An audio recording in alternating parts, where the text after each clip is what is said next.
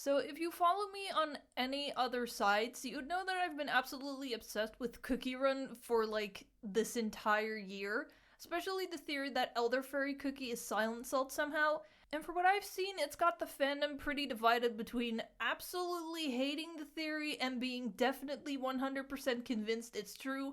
Me included, I want Elder Fairy to be relevant again, and I am coping hard. So I'm just gonna compile all the evidence that I found for this theory before the update comes out and it'll all be proven wrong. Also, this is all under the assumption that these two are most likely in a similar situation to White Lily and Dark Enchantress, so I don't want to hear any, actually, that's not true, because Elder Fairy is dead already. I think the first evidence I ever saw for this theory was certain design similarities people noticed between Elder Fairy and Silent Salt. Both of them are knights with big-ass swords, this little ponytail thingy, a cape, and these shoulder pads. And Silent Salt seems to keep switching up the place he keeps his soul gem between his chest and his sword hilt, and Elder Fairy conveniently has some holes in those exact places for some reason.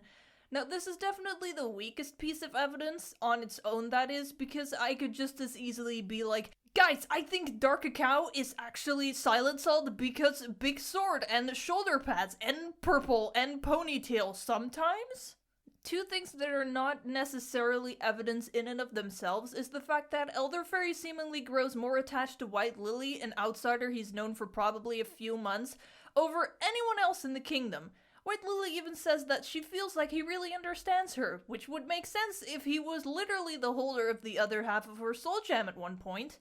The second thing is that I just think this moment is suspicious. Is that all there really is to you? She asks, and then he doesn't fucking answer. Yeah, sure, buddy, you're not slick.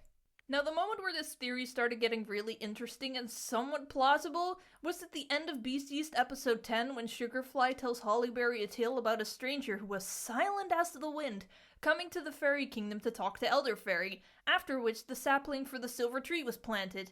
I don't think they just randomly used the word silent here if it didn't have anything to do with Silent Salt. I mean, come on. Now you might be thinking, Dash, if these two met and talked to each other, then doesn't that immediately disprove that they were the same person? And to that I say, shut up. No, but seriously, this feels like a second-hand recounting of this encounter and not something that Sugarfly, or anyone in the fairy kingdom for that matter, witnessed directly, so Elder Fairy would have likely twisted the truth a bit. Remember, the cookies that most closely guard the silver tree all gave up their previous flavor and memories, Sugarfly included. That would make sense if you didn't want anyone to find out the guy guarding the beast was a beast himself at one point. But I think the more important thing this scene does is linking Elder Fairy to the moon, because, oh boy, the moon sure does show up a lot when it comes to Silent Salt. Cutting the moon in half in the trailer is one of them. You know, like how Silent Salt would have been split in two if this theory is correct. The second time the moon showed up is in one of Silent Salt's pedestal ornaments, where it says, "Solidarity shattered in the pale light of the full moon, leaving only silence to remain." Then the moon showed up again in this teaser image Devsis just posted, which is extra interesting because it's not just the moon, it's an eclipse. Now, the one other place we've heard anything about an eclipse is in the riddle that definitely not Shadow Milk told White Lily and Pure Vanilla back in Beast Yeast episode 7. Once upon a time lived a king in a golden crown who knew not the day he was born. The king was kind of benevolent but lonely, for such was his role. The other one had eyes of a calm sea but a barren heart. Those silvery eyes always yearned for a distant light. And Pure Vanilla and White Lily answer, the king in the golden crown is the sun, and the one with the silvery eyes is the moon. The world turns dark when the sun and the moon align. It's interesting though, I do think Elder Fairy fits the moon descriptions with the silvery eyes and stuff, but I'd argue he also fits the sun here. He is a kind king after all, arguably lonely because of his role as a guardian, given he practically begged White Lily to stay with him. And the sun is also the only one described as a king here. The moon is just the other one. Now you could infer that by the other one they mean another king, but it's just vague enough to make me question whether it was intentional. Silent Salt isn't a king after all, to our knowledge, he's a knight. Anyway, this whole mixing up of who's the sun and the moon here makes me think that it could very well be a two sides of the same coin situation. To quote Shadow Milk, oh, what do you know, seems like they're the same cookie after all. Sometimes it's difficult to tell them apart. As for the eclipse part I mentioned before, Devsis posted a teaser for Silent Salt, which is literally called Eclipse. The sun and the moon coming together, huh? Like how Elder Faerie told White Lily that she and Dark Enchantress wouldn't be full cookies as long as they're both alive. And now that Elder Faerie is dead, the sun and the moon came together? Another thing that I took notice of is the cake hound that got released alongside all the other Silent Salt stuff in Arena. Now, I know it looks nothing like Silent Salt, but I just find it suspicious for this to be the one odd thing out.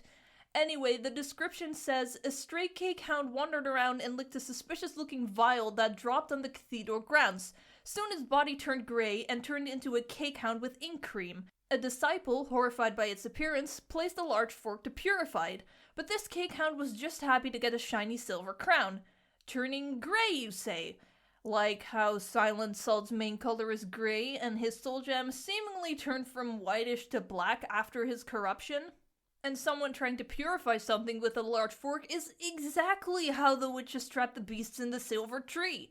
And notice how at the end it says that the cake hound was happy to get a shiny silver crown after supposedly being purified. If we assume that the disciple is supposed to represent the witches here because of the large fork thing, then you know who else wears a silver crown given to him by the witches? Boom!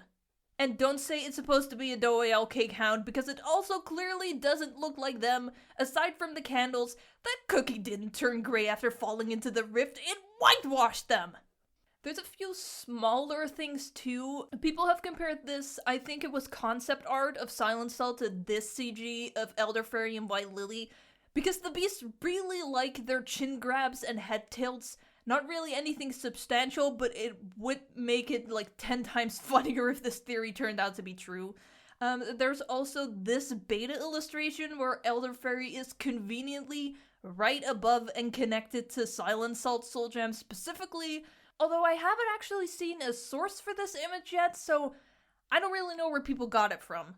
There's also the fact there's evidence that Silent Salt might have had something to do with the imprisonment of the beast, given the fact that he showed up in the background during Shadowmilk's imprisonment, and also this shot in the latest trailer that DevSys posted, and there's also of course his pedestal ornament that kind of implies that he really resented the other beasts.